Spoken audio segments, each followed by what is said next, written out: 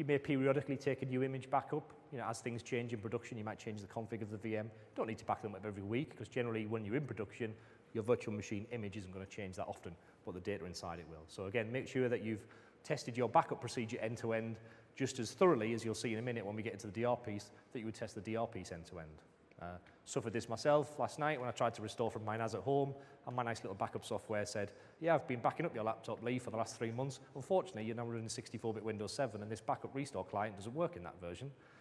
So that's another example, and I've seen that hit people with backup software in VMware as well. So again, when you're testing backup end to end, make sure you do a thorough backup, and then make sure you actually exercise it in the opposite direction. Can you restore? Can you restore to the images that you want to restore to?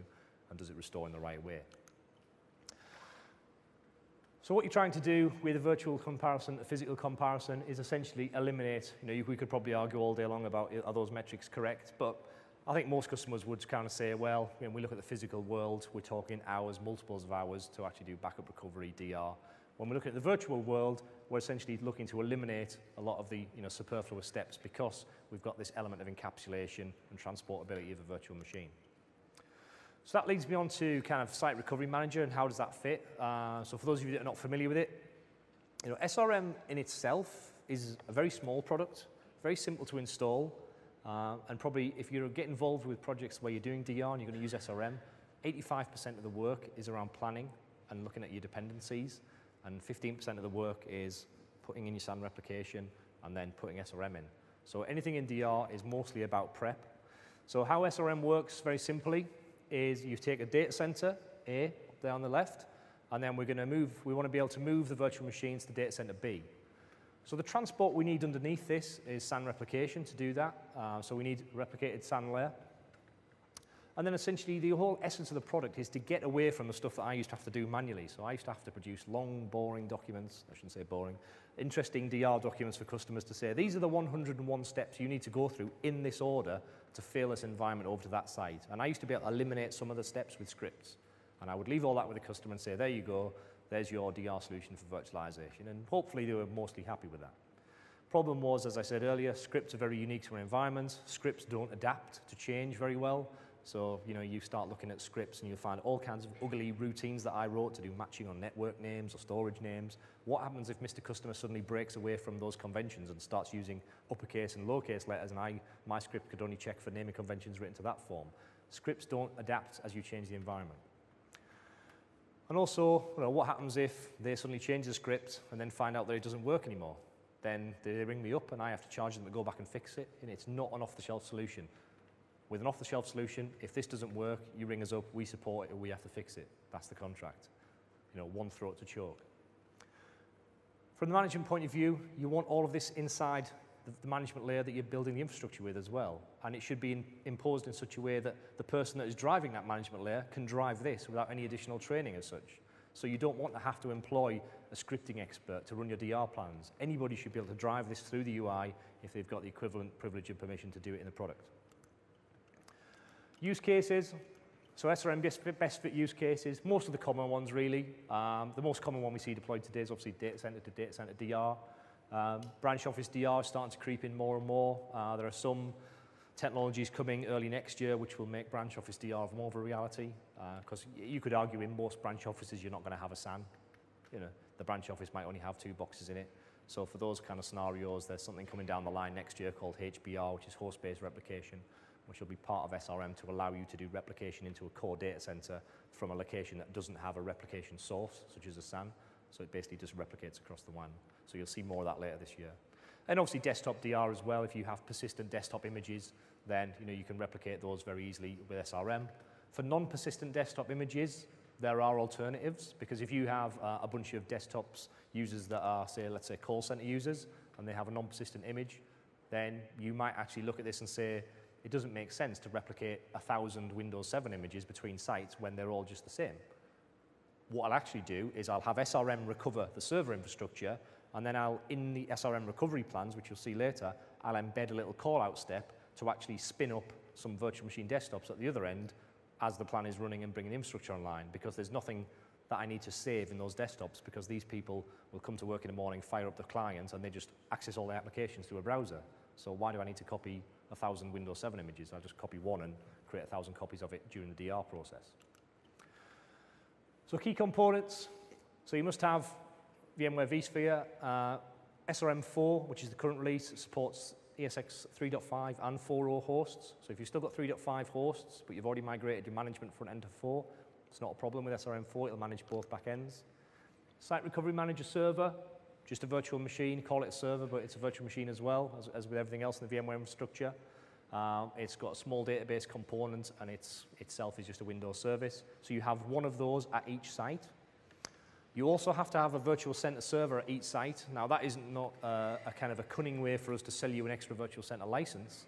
The whole architecture about SRM is that nothing on the right depends on anything on the left for recovery.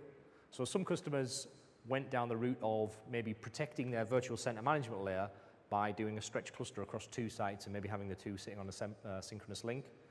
Now, the downside of that from a design point of view is if you corrupt the left, as quite a few did with Microsoft patches that DBAs put on incorrectly, instantly that corruption gets to the other side.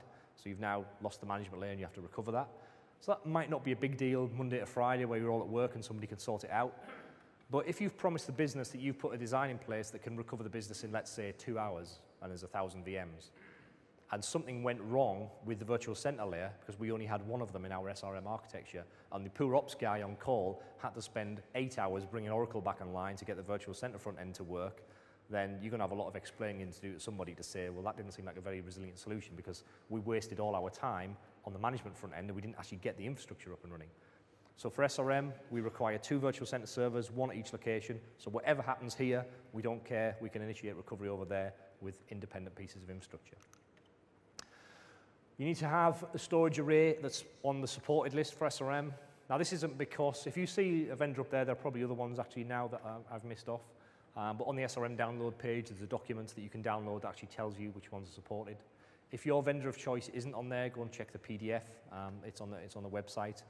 If your vendor isn't in either of those locations, then it's not because we don't like them. It's just because that vendor, for whatever reason, has decided that they don't want to write a plugin for Site Recovery Manager. So if you feel that they should write a plugin, then the best advice I can give you is to beat up their account team to say, you need to write a plugin because I want one for this platform.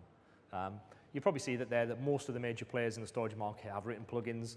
Now, obviously, there's a dependency on them to write one, which is why only the people that write one support SRM. Topologies that it supports, one-to-one, data center to data center, and back again, so bidirectional is supported.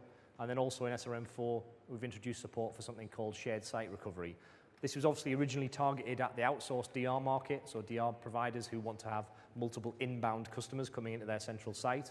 But it also works for normal customers who aren't service providers who basically say, we've got data centers A, B, and C, but we want them all to replicate to D, and we want to be able to control that through SRM and not have to have 3 different separate layers to do it. We just want one. So you can also use shared site recovery because you get it with the product, even though you're not going to go and sell DR to anybody else. What does that look like? There's a quick example. So essentially, if you had your core data center hub on your 2 outbound locations, all you need is to set up SAN replication going into the central pillar there at the top, and then you just put an SRM server in each location, and you can now start to link the data centers into a kind of a hub and spoke model. So when you set DR up with SRM, first thing that you do is you integrate with the storage layer through these plugins that we talked about, that the storage vendors write, that you just download from our website to plug into SRM. So the storage guys aren't out of a job by any means, so this SRM doesn't come in and magically configure the storage replication. That has to be put in place before you deploy this. You then put the virtual machines into those replicated devices, and then you can start to protect them in Site Recovery Manager. You then need to do something called map the resources. So you need to tell SRM what networks do the virtual machines connect to at the target site. Again, that's something I used to have to try and script for people. And again, something that doesn't scale well dynamically. But you think about what a virtual machine needs to survive. It needs CPU, it needs memory, it needs access to its storage. It also needs to know which network it connects to. Now, in a lot of customers I go to, they have the same VLANs potentially spread across all their different data centers, but they've all got different names. So the VLAN in London might be LDN-VLAN 150, but up in Glasgow, it's GLA-VLAN 150. So the virtual machine gets moved to Glasgow by SRM. Now, if we didn't have the ability to allow you to map resources, the VM's going to wake up in Glasgow and say, right, where's LDN-VLAN 150? I can't see that. It doesn't know that GLA-VLAN 150 is the same network. So you would have to script that in a traditional sense. With SRM, you just point and click and say, that's the VLAN you connect to when you move to that site.